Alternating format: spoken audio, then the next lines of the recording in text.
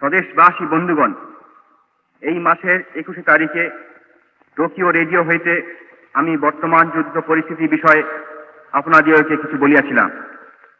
আজ আমার ইচ্ছা যে গত বৎসরের ফেব্রুয়ারি মাস হইতে পৃথিবীর বিভিন্ন রেডিও স্টেশন হইতে যাহা বলিয়া আসিয়াছি তাহার পুনরাবৃত্তি করা। সর্বপ্রথমে আমি এই প্রশ্ন তুলিতে চাই যে বর্তমান যুদ্ধের প্রকৃত অর্থ কি এবং এই বিশ্ব সংঘাতের পশ্চাতে কোন কোন শক্তি ক্রিয়া করিতেছে। বন্ধুগণ, এই যুদ্ধে আমরা দুই বিশ্ব শক্তির সংঘর্ষ দেখিতেছি। একদিকে পুরাতন রাজ শক্তিপুঞ্জ, যাহারা নিজেদের কায়েমি সত্য বজায় রাখিতে চায়, তাহাদের বিরুদ্ধে কতকগুলি নূতন রাজ শক্তি দেখিতেছি, যাহারা কায়েমি সত্য ধ্বংস করিয়া পৃথিবীতে এক নূতন ব্যবস্থা আনিতে চায়। প্রথম দলে আমরা স্বাধীনতা ও প্রজাতন্ত্রের মুখোশধারী আংলো আমেরিকান সাম্রাজ্যবাদকে দেখিতেছি। যদি এই সাম্রাজ্যবাদের বিজয় হয়, তা হইলে ভারতের পরাধীনতা চিরস্থায়ী হইবে এবং সঙ্গে সঙ্গে আরো অনেক দুর্ভাগ্য জাতির দাসত্ব শৃঙ্খল সুদৃঢ় হইবে। কোন কোন ভারতবাসী পূর্বে আশা করিয়াছিলেন যে বর্তমান যুদ্ধের চাপে ইংরাজের মতো সাম্রাজ্যবাদীরা ভারতের ন্যায় প্রধানত জাতিদের স্বাধীনতার দাবি স্বীকার করিতে বাধ্য হইবে, কিন্তু এই আশা দুরাশায় পরিণত হইয়াছে। অপরদিকে যেসব ব্যক্তি প্রাণপণ চেষ্টা করিয়াছিলেন উভয় পক্ষের মধ্যে একটা আপোষ করাইয়া এই বিশ্বযুদ্ধ নিবারণ করিতে, তাহাদের সে প্রচেষ্টা ব্যর্থ হইয়াছে। অতএব এই সংগ্রামে আপোষের কোনো সম্ভাবনা নাই এবং যতদূর দেখা যাইতেছে গত বিশ্বযুদ্ধ অপেক্ষা বর্তমান যুদ্ধ আরো বেশি দিন চলিতে পারে।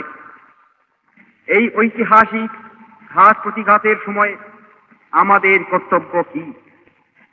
আমাদের কর্তব্য নবীন জাতিদের পক্ষ অবলম্বন করা, কারণ তাহারা যদি বর্তমানের অচলায়তন ধ্বংস করিতে পারে, তাহা হইলে এই ওলটপালটের মধ্যে আমরা স্বাধীনতা অর্জন করিবার এক সুবর্ণ সুযোগ লাভ করিব। এ কথা আপনারা সহজে উপলব্ধি করিবেন যে অ্যাক্সিস শক্তিরা অর্থাৎ জাপান, জার্মানি ও ইটালি আমাদের চিরশত্রু ব্রিটিশ সাম্রাজ্যবাদকে আক্রমণ ও দুর্বল করিয়া পরোক্ষভাবে আমাদেরই সাহায্য করিয়াছে। তাহারা যদি এইভাবে আমাদের শত্রুকে কাবু না করিত, তাহা হইলে আমাদের কাজ শতগুণে কঠিনতর হইত। এই সাহায্যের জন্য আমাদের কৃতজ্ঞ হওয়া উচিত। সঙ্গে সঙ্গে আমাদের আরো কৃতজ্ঞ হওয়া উচিত যে অ্যাক্সিস শক্তিরা প্রত্যক্ষভাবেও আমাদের জাতীয় সংগ্রামের প্রতি সহানুভূতি দেখাইতেছে এবং তাহারা সকল প্রকার সহায়তা দিতেও সর্বদা প্রস্তুত আছে।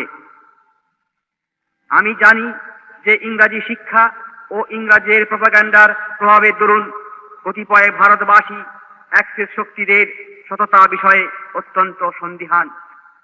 সেই সব দেশবাসীদের আমি অনুরোধ করিতে চাই তাহারা যেন আমায় বিশ্বাস করেন।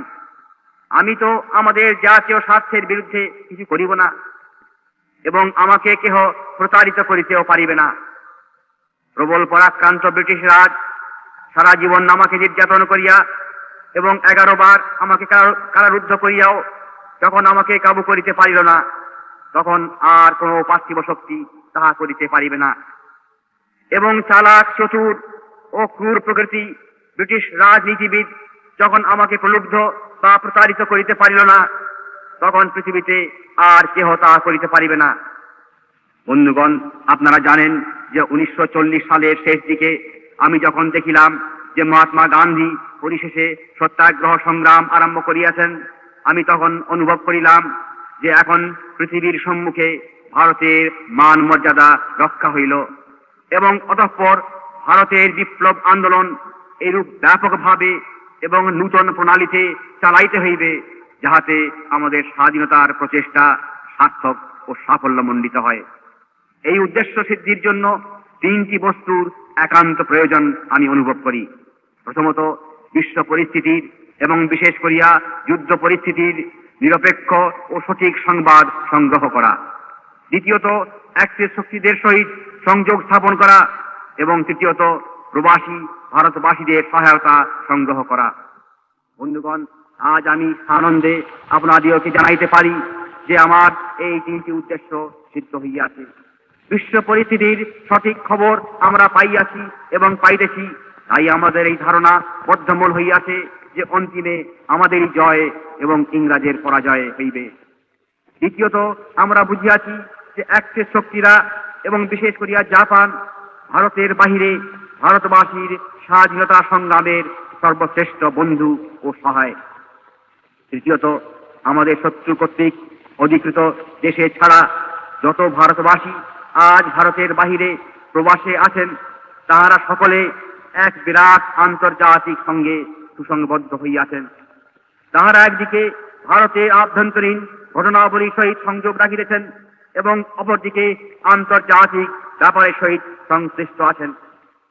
যাহারা ইংরাজের সকল প্রকার অত্যাচার, নির্যাতন ও নৃশংসতা অগ্রাহ্য করিয়া ভারতের ভিতরে মুক্তির সংগ্রাম চালাইয়া আসিতেছেন, ঠিক সময়ে তাহাদের নিকট প্রয়োজনীয় সাহায্য পৌঁছাইয়া দিবার জন্য প্রবাসী ভারতবাসীদের প্রতিষ্ঠান এখন সফল আয়োজন করিতেছে। বন্ধুগণ, আপনাদের নিশ্চয়ই স্মরণ থাকিবে যে আমি ইতিপূর্বে বহুবার আপনাদেরকে বলিয়াছি এবং প্রতিশ্রুতি দিয়াছি যে যখন আমাদের আকাঙ্ক্ষিত শুভ মুহূর্ত উপস্থিত হইবে, তখন আমি এবং আমার সঙ্গে আরো অনেকে আপনাদিগের পাশে আসিয়া দাঁড়াইবে। আমরা সকলে তখন একই সঙ্গে লড়িব এবং দুঃখ ভোগ করিব এবং তারপর একই সঙ্গে আমরা সাফল্য ও স্বাধীনতার গৌরব অর্জন করিব। না জানি ভারতের সীমান্ত হইতে বেশি দূরে নই। আপনারা জানেন যে 1941 সালের জানুয়ারি মাস হইতে আজ পর্যন্ত আমার গতিবিধি কেহ রোধ করিতে পারে নাই। অতএব আমি যেদিন ভারতের সীমান্ত পুনরায় অতিক্রম করিয়া দেশে ফিরিব এবং স্বাধীনতা সংগ্রামের শেষ অধ্যায়ে যোগদান করিব, সেদিনও কোনো পার্থিব শক্তি আমার পথ রোধ করিতে পারিবে না। স্বদেশবাসী বন্ধুগণ, পরিশেষে যেসব সাথী আজ অন্তরীণের অথবা কারাবাসের লাঞ্ছনা ও নির্যাতন ভোগ করিতেছেন, আপনাদের মারফত দিয়া আমি তাহাদের নিকট আমার সাদর অভিনন্দন ও প্রীতিপূর্ণ শুভ ইচ্ছা প্রেরণ করিতে চাই। তাহারা যেন মনের উৎসাহ, আনন্দ ও স্ফূর্তি না হারান। তাহাদেরকে গিয়া বলুন যে মাতৃভূমির সম্মান ও মর্যাদা তাহারাই রক্ষা করিয়াছেন। তাহাদের লাঞ্ছনা ও নির্যাতন পৃথিবীকে জানাইয়া দিয়াছে যে পরাধীন ভারতবাসী আজ ইংরাজের সহিত সংগ্রামে নিরত। আমরা যাহারা আজ ভারতের বাহিরে কাজ করিতেছি, আমরা তাহাদের গর্বে গর্বিত। প্রতিদিন তাহাদের কথা আমরা চিন্তা করি এবং তাহাদের উদ্দেশ্যে প্রীতি ও শ্রদ্ধার অঞ্জলি নিবেদন করি। আবার তাহাদের নিকট গিয়া বলুন যে তাহাদের এই বিরাট দুঃখ ও ত্যাগ কখনো ব্যর্থ হইতে পারে না। ভারত পুনরায় স্বাধীন হইবেই হইবে এবং স্বাধীনতা সূর্য উদয়ের খুব বেশি বিলম্বও নাই। স্বাধীন ভারতে সকল কারাগারের লৌহ কবাট উন্মুক্ত হইবে এবং ভারত মাতার শ্রেষ্ঠ সন্তানেরা তখন কারা প্রকোষ্ঠের অন্ধকার হইতে মুক্তি ও আনন্দের নির্মল আলোকে বাহির হইয়া জয়মাল্যে ভূষিত হইবেন।